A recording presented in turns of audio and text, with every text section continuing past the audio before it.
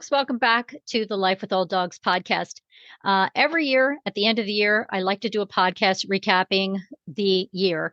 And I didn't get to do that in 2024, things being what they were. They were really hectic. So I just decided it's the last day of January, and I'm going to do that podcast recording right now.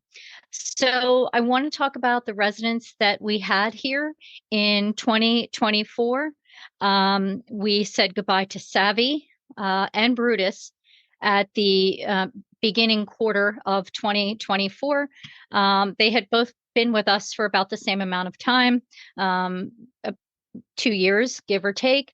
They were both absolutely wonderful, wonderful residents, wonderful dogs, absolutely beautiful souls, the both of them. And we were really, really sad to see them pass. Savvy passed away from cancer, and Brutus, his liver, kind of went. And he was 14. He was an old boy, and she was 12, I believe. So we said goodbye to them, and that was very hard. It was very, very difficult. Um, we we also had a puppy here with us at the beginning of the first quarter of January 2024. His name was Achilles, and he came from the hoarding situation where my personal German Shepherd Sasha had come from at the tail end of 2023. If you remember, I was able to get some dogs out of there, including Sasha. And one of the dogs that I was able to get from there was a beautiful pregnant, she was a long haired, kind of like brindle German Shepherd, and her name was Tawny. And she ended up giving birth to 13 puppies. Three sadly didn't make it. And then Achilles, the puppy that I ended up here. So the puppies, I put them with a partner rescue who specializes in pregnant dogs, and they're only a couple of miles from here. But Achilles wasn't doing well. He wasn't doing well at all. He wasn't thriving. So I opted to pull him from there and bring him here to the sanctuary where I could give him individualized care. And he went on to find a very, very wonderful home. I mean, he's an absolutely beautiful boy. He's, just a little over a year old now and absolutely living the dream life. So I'm happy for him. I'm happy for all the puppies that got adopted. And I'm absolutely thrilled for Tawny, um, who has a different name now. I can't remember what it is, but they're all doing very well, and several of us have a small Facebook group that we are able to keep in touch with and share photos. So, and then yes, my personal German Shepherd Sasha, who I had never intended on getting a puppy again. She came in November 10th at about 12 weeks old. And I truly thought I was going to rehome her and find her home. I knew I could in a heartbeat. She was an absolutely beautiful puppy, and she's an absolutely beautiful girl. But Mr. Woody's Place and I had talked, and we haven't had a puppy of our own since 2004, folks. That's a long time. That's a long time. And I personally have saved a lot of dogs, a lot of older dogs. And we decided that we were going to keep her for ourselves because I'm sure she's the last puppy we're ever going to have. So it has been an adventure integrating Sasha. Sasha has grown up here at the sanctuary. She is now 18 months old, and on Monday she is going to be spayed. And she's doing great. She loves the residents here at the sanctuary. I'm very careful about making sure she's not too much for them. If I see she's being a little bit of a nudge, I kind of just remove her for a little bit. When she was really young, it was more difficult. It was like having a 2-year-old in a nursing home 24/7. But she has since moved past that, and the other residents are very, very good at letting her know I've had enough. So we also have, let's see, who came in? Honey came in. I'm sure you've seen the videos of Honey and know who I'm talking about. So she's about 11 years old now. She was found as a stray in a suburb of Scranton, Pennsylvania. she had been bred like with an inch of her life. I'm certain she had been abused because even if I make a quick move around her, she cowers. Um, there have been times where I've like tried to brush her and just raising the brush, she literally has screamed at the top of her lungs, and I'm just trying to brush her. So that dog was conditioned to believe that I don't that people probably were bad and not great. I'm not going to get into the story too much, but I kind of have questions about I have questions about some things that I'll just never get the answer to. But she's a great girl. So she came here, unfortunately, in a lot of pain. She was loaded with ovarian cysts that were very painful. So she went and she got spayed. As I couldn't get her spayed right away because she ended up having ehrlichiosis, which is a tick-borne illness. So she had to be treated for that, which takes a month. Then I was able to have spade and then all of those cysts, and it took a while because she's an older girl, but she's doing great now. She's great. She's a love. And we affectionately call her Sasha's Grammy because Sasha is very, very close to Honey and Choppy. Choppy's the boy in the wheelchair, and they kind of all look alike. So we joke and we say that Honey is Sasha's Grammy and Choppy is Sasha's Grampy. So, and they're like a little family. So she's wonderful. Honey is absolutely wonderful. Um, Not too long after that, I don't even think it was two months later, Lily came in. She came from a shelter in Philadelphia. Can't remember if it was ACT or PSPCA, but she came in at what a whopping 15 years old. She had been with the same person her whole life, and unfortunately, that person passed away, and no one was able to care for her. She's not, I mean, she probably has some German Shepherd in her, but she's not really. She's like Husky Shepherd, some things mixed. I'm looking at her right now. She's lying on the sofa, and she's only about 35 pounds. Um, she has a grade 3 heart or level 3 heart murmur. um, she has a big fatty tumor on her side. We affectionately refer to it as Lil's side boob Lil. And it is a fatty tumor. It's large though. It hasn't gotten any larger. When she came here, she had two smaller fatty tumors there in that area side by side. And oddly enough, they merged and now they're one bigger one. We keep up on it frequently at our vet. We were there about a month ago having it, re-examined and evaluated, and um, we've agreed that it's benign. We've had it checked out. It's benign. It's unsightly. It's not causing any problems with her movement in her front legs. She can even lay on it. She's laying on it right now, as a matter of fact. So it's soft and it's squishy. It's just big and unsightly, is what it is. But we've opted not to have it removed because now she's 16 and of that heart murmur. Uh, Again, it's a level 3. So it's not in her best interest to have surgery, to be put under anesthesia if we don't have to, and we don't have to. This is definitely cosmetic at this point, even though it is unsightly. She's still she's still safe, and it's not affecting her quality of life. Lil is a funny girl. She's the littlest, and boy, she can be a bully. She is an absolute bully out on the Woody's Place playground. All the other dogs are running around and doing their things and playing balls and chasing frisbees, or in Honey's case, she's laying on the ground guarding her balls and her, stuffies, so none of the other dogs get them. But Lil just runs around barking and snapping at everybody.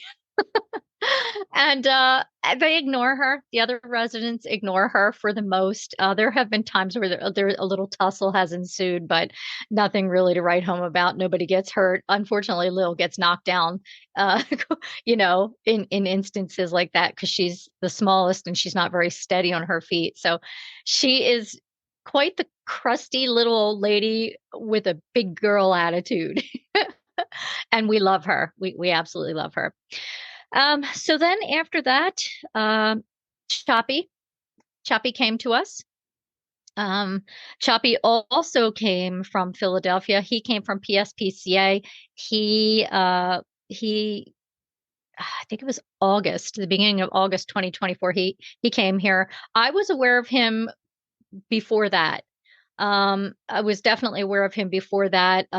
The reason why I didn't pull him before that is because they couldn't tell me how he was with other dogs, and I needed to know because we are a cage-free environment here, and all dogs have to get along. I mean, I could deal with little things like if someone has a food aggression, it's fine. I can feed them separate and make sure, there's no food around and nothing gets stirred up, but they have to get along. So it took a while for someone to get back to me in regard to if he was dog friendly. I always ask to test them with cats too, and they just can't be bothered at this one place. And he's not cat friendly at all. But fortunately, he really get cat because he completely moved back in.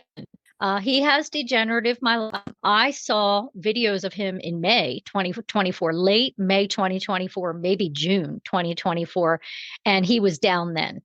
And they didn't have a wheelchair for him or anything like that.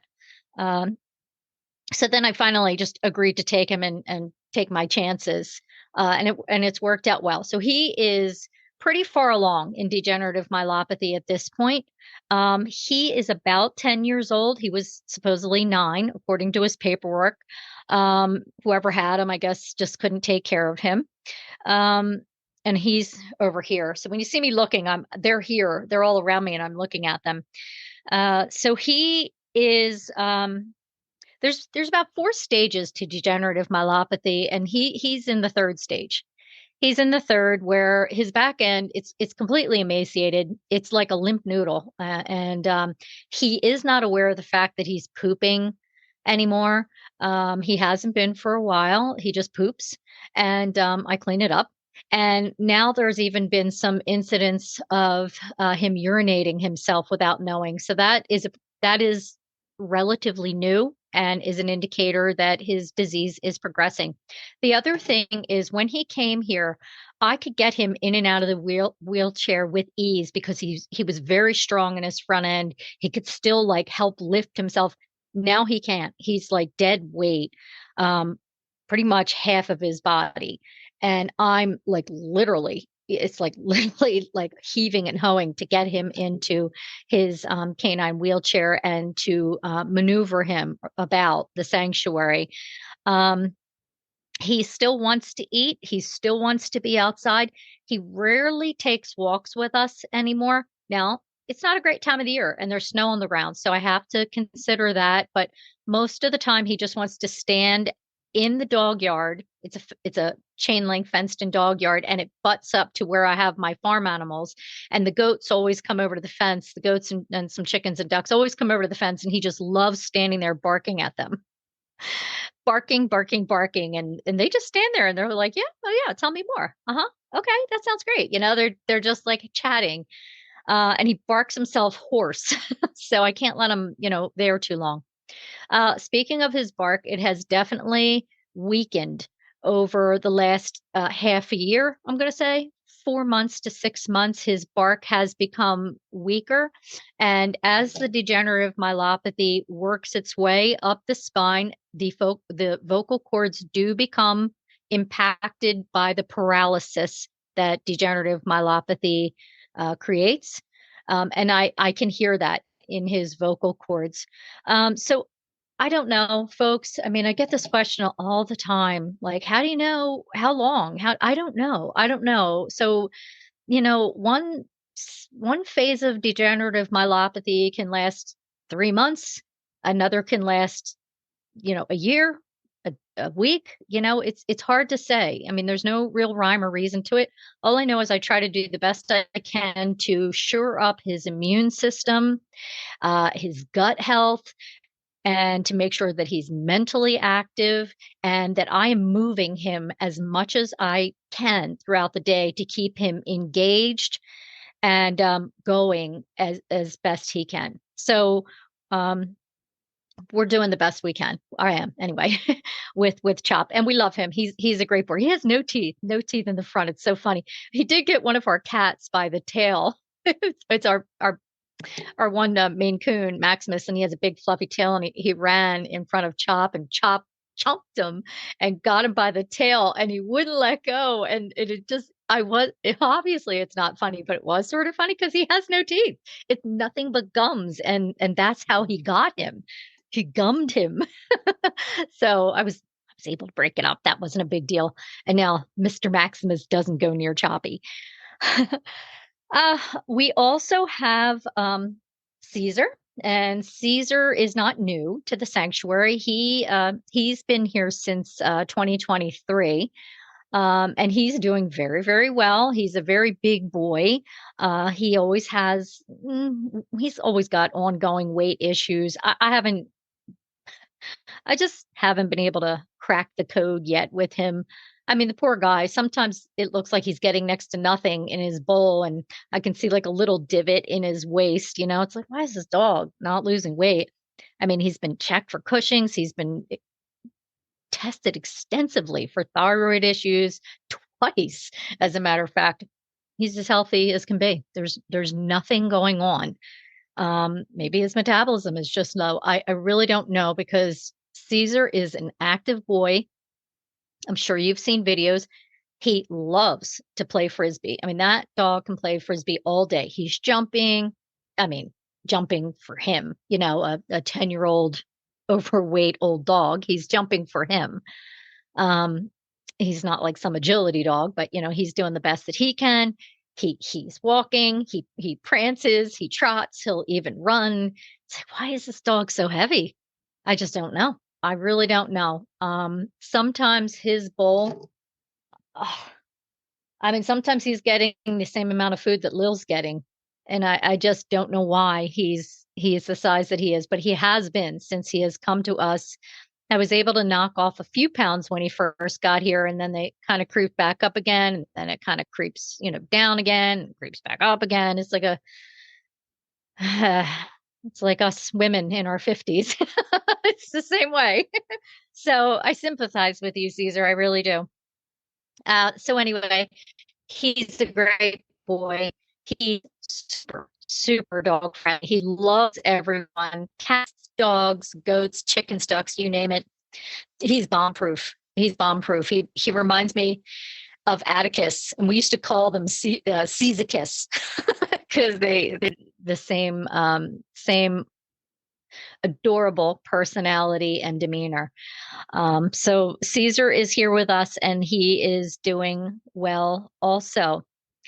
Okay, so then toward the end of 2024, Miss Sashi came in. So I have my personal German Shepherd, Sasha, and then Miss Sashi came in, and she is also about 10 years old, and she has invertebral disc disease, IVDD. It is well documented. Her person sadly passed away, as did Caesar's, as did Lil's, and this woman loved her, loved Sashi, loved Sashi. I mean, I have more than 100 pages worth of documents from the whole time that Sashi has been alive. She did such a wonderful job socializing Sashi, although Sashi does not like cats at all, but with dogs, she's super dog friendly. She went to doggy parks, doggy daycares, and, was super, super active. Looked like sort of in a boating community from what I've seen, and Sashi was included in quite a bit. So sadly, she passed away sometime in 2024. I don't know when. I think August. And then her sister, the woman's sister, took Sashi. But Sashi, she's about 75 pounds, and it's hard. It's hard to manipulate and clean an incontinent dog. So Sashi's completely incontinent because of the IVDD, both urinary and fecal, and she wears diapers, and she needs to be cleaned frequently. At least once a day, she's getting a good bath for her back end. And then throughout the day, she's getting wiped down and blown dry and frequently changed. So Sashi probably gets changed approximately 10 to 12 times a day. I don't wait until I smell something. I just change her. I look at the clock and it's like, oh, yep, hours passed, hour and a half's passed. I gotta change her. And that's what I do. Um, Other than that, she's healthy, she's happy, she's well adjusted. She took to sanctuary life right away. She loves it here. She loves her doggy friends. She just doesn't like the cats. She's so compliant about everything. She does have a UTI right now, and I can tell that based on her documentation, she has had UTIs in the past. And this is not uncommon with a dog who is urinary incontinent, because sometimes the urine just sits in their bladder and it doesn't, come out all the way. It like dribbles out, but it doesn't come out all the way. So she is on a special diet now to help with the acidity level of her urine, so that, you know, so that she's not, I don't want to have her on antibiotics all the time. I can't have her on antibiotics all the time. So I have to do what I can to prevent her from getting UTI. So I like to home cook for the dogs. I am a certified canine nutritionist, so I do know what I'm doing. But even knowing what I'm doing, I still am hesitant for a dog like Sashi. And I just listened to what our veterinarian recommended. It is a kibble in a can. I'm not thrilled with it. I still do add things to her food toppers and whatnot. But right now I'm experimenting and seeing if this really does help prevent UTIs, or at least reduce the amount of UTIs. And if I see it's not, then we'll figure something else out. So that's the residents. That's who we've had and who we have here, who we've had here throughout 2024 and still in 2025. We also took on 3 cats. I say we, but really it's me. I took on 3 cats. So I have my own cats that also have various different backgrounds, but ever since we moved to this property here in 2014, it's been overrun with cats outside. Like, they were just here when we moved here. And we've done the best we can, making sure that we catch them, we spay them, we neuter them, we give them the rabies shot, we feed them, we give them shelter. I mean, I have a cute little potting shed back here that I don't even use anymore because cats are living in it. I have heated buildings out on my front porch. I have heat lamps out on my front porch, food, water, you name it. Fortunately, a couple of other neighbors have started to help out as well. I We've talked. We're almost positive we know where these cats are coming from, but nothing's going to change as far as that goes, because we live in a rural area, and I don't know. Nobody seems to care about things like that. I shouldn't say no one. It's just not a priority for officials in a rural area. Stray cats, which is sad. But anyway, there was a mom kitty. Actually, she wasn't a mom at first when she started coming around. Just this beautiful little calico kitty. And she was tiny and kind of odd looking, and her eyes were always all junky, and her nose and all that stuff. And she started hanging around my front porch a couple years back, and I would feed her and all that stuff. And then she let me pet her, and we kind of developed a little bit of a relationship. And then I noticed she was gone over the summer, and I thought, oh gee, she probably passed away or something like that. She was gone for a while, and then lo and behold, back in September, here she is on my front porch with 3 little kittens. One was a gray tabby, one is a tortie, and the other was an orange tabby. And I took care of them the best I could. I don't know what happened with the orange tabby. I think it was a boy. I only saw him a couple times, and then I didn't see him anymore. But she started sleeping on my front porch because I had this whole big setup for her. And one thing that I bought was Mutt Nation had these teepees for small dogs, these canvas teepees for small dogs with this fuzzy bed in it and all this other. And it was absolutely adorable. And it was on clearance at Tractor Supply. And I bought it and I took it outside and put it out there for the cats. Well, and I would put a blanket over it so they were warm and the wind wouldn't blow on them and all this other stuff. Well, one night, her and the two babies were in there. This was late October, and the two babies were in there. And I like quickly went out there and I pinched the front shut of the teepee, flipped it upside down so it was on its side, and I brought them into my house, into my mud room where they stayed for like about a month. And they were freaked out, and I was freaked out. We were all freaked out. It was like a major freak out. And then I was able to manage to get them to a spare bedroom, and then I moved them to a bigger spare bedroom. Now here we are all these months later, and they are all getting spayed on Monday. They're all friendly. The mom has FIV. The kittens are good. They tested positive for FIV in the beginning because she was still nursing them, and they had the antibodies. Now they don't. So they are not FIV positive. They're all up to date on shots. Everybody's getting spayed, and I so want to find these cats homes. I really can't afford to have them here.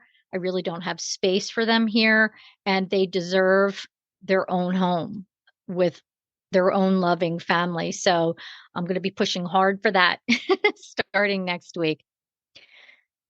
Okay, what else? What else? What else? Um, that's about it for who's here in our care right now. It is a lot. It's definitely a lot. And I've been finishing up, me personally, I've been finishing up a second college degree at Penn State, and I'll be done in May. So I'll be able to put that to bed soon. It was just like a personal goal for me that I'd started a while ago, and I wanted to finish. So and the expansion of Woody's Place is going to be happening. It has to at this point. I have been looking into companies to help with create a capital campaign fundraiser, but they're very, very costly, like thousands. So I just can't see. Actually, I can't afford to put that kind of money out to have a professional do it for me. So I guess I'm going to be bootstrapping it myself, unless any of you know anyone who would be willing to volunteer some time for that. That would be great. But yeah, the plans have actually been drawn up for the building. And it just comes down to finding a new piece of property because I can't really expand anymore here. We've kind of reached our limits here on this property and need something a little bit more sizable in order to help more English German shepherds in need. I mean, that is the plan, is to be able to help more. And I would love to be able to hire someone to come on with me because I am the primary caretaker of the sanctuary. And I'd love to be able to hire someone or someones to come on to help me help them. Volunteers are great, but volunteers can only help out when they can help out, and that's not always when I need help. So anyway, that's what we're going to be moving forward with in 2025, and I hope you're along for the journey. And I just wanted to thank everyone for their support. You are truly amazing. And we would not have made it this far without you. And I just want to say that, I absolutely, I'm in awe of all of you, really, who support the sanctuary. I mean, when I started Woody's Place, it was unofficially started back in 2009 and became a 501c3 in 2011. I mean, I was just some woman who was heartbroken over losing my senior German Shepherd, the senior German Shepherd that I decided to adopt when he was a senior German Shepherd because no one else wanted to bother because he was old. I mean, and then when I created the sanctuary, I actually caught backlash in the rescue world because I have been involved in the rescue world since 2000, exclusively German Shepherds since 2004. And I actually caught backlash from people. Why are you just doing old dogs? Why are you just doing, some people actually said to me, they've lived their life. That's what they said. and you should focus on younger German Shepherds. And I thought, well, I like younger German Shepherds. It's not that I don't like younger German Shepherds. It's just there's not a whole lot of people taking these older dogs, and they still have quality of life and deserve a place too. so so I decided to focus on that, and here we are now all these years later, and clearly it resonates with a lot of you, and I appreciate that. All right, folks, we got to get moving here. Anyway, I just wanted to say happy belated New Year to you, and until next time, be well.